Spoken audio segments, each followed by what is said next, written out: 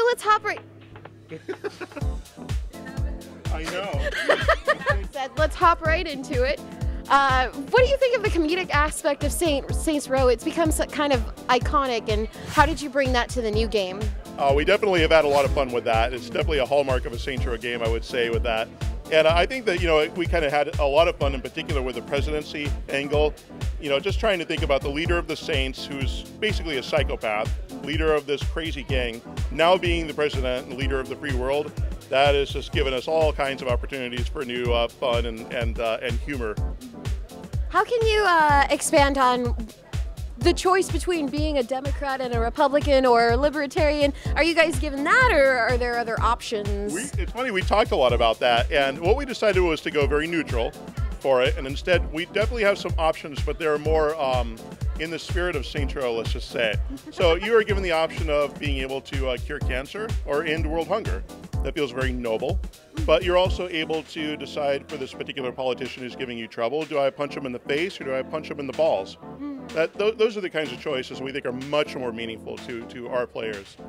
And how would you explain the development of Saints Row from the very first game to this one? How did our hero just turn into the president? God, yeah, it's when you put it that way, it's kind of a strange journey, right? We always joke around saying it's from the crack house to the penthouse to the White House, so it's a very logical sort of transition. But all kidding aside, yeah, I think if you had asked us back when we were doing Saints Row 1 whether we thought we could envision the player being president of the United States, it probably would have been quite a stretch for us back then. But the funny thing is that when you think about each ending that we've done with each of the games, it kind of feels like the logical next step. At the end of Saints Row 2, he's now this big icon, this big celebrity. That kind of makes sense. In the end of Saints Row 3, now he's going to become the president in Saints Row 4. It's just he's constantly gone through this journey, so we've had fun with it. So aliens are in the new game. How can you let's explain a little bit more about how they came into the game and what went into their character behind everything? Yeah, sure. So ultimately what happens is, as the player is having fun being the president of the United States, that's when the Zin invade and they bust open the White House and they start abducting all the Saints, and and much hilarity ensues. And what we did in terms of coming up with the Zin, that's the aliens that have come and invaded, is once we knew that we wanted to give players superpowers in Saints Row 4, we knew it wasn't enough to just have gangs at this point, right? Because if I'm able to shoot someone with my blast and freeze them to death, that's probably not going to work. There's no challenge from gang members anymore. And so we thought, aliens, this just makes total sense. Why wouldn't aliens invade the Earth? And so we've had fun being able to come up with a lot of different alien types that also have their own abilities. And so there's grunts that are there to make you feel like a badass, but then you've got a lot of different aliens with a lot of different abilities that will really challenge a player.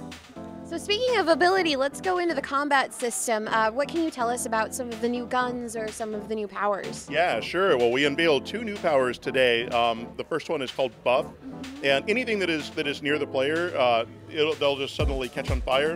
And any of the ammunition that you shoot, any of your rounds are incendiary rounds, so they'll catch on fire. So it's a pretty powerful one, and it's definitely a really highlight one for people who really want to just keep doing the weapons. It's a nice one for them to be able to use. But then there's also Stomp, which does this destructive force, concussive force from the player that will just it does a lot of damage to the aliens, sends them flying. It's a lot of fun to be able to use, especially when you're on a roof, when you send them flying off the roof, plummeting down to their death.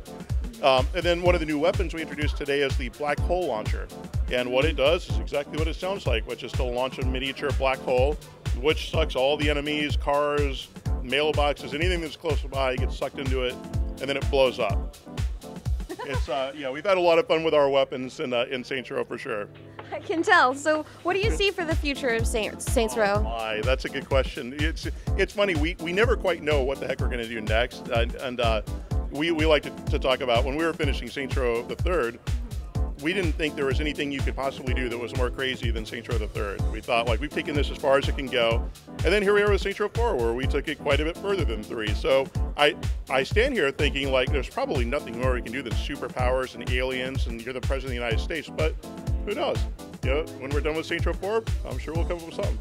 And when can players start getting on to Saints Row? It is August 20th. Wonderful. Well, thank you so much. Thank you. For GamerHub.tv, this is Katrina Dennis and Jim signing off.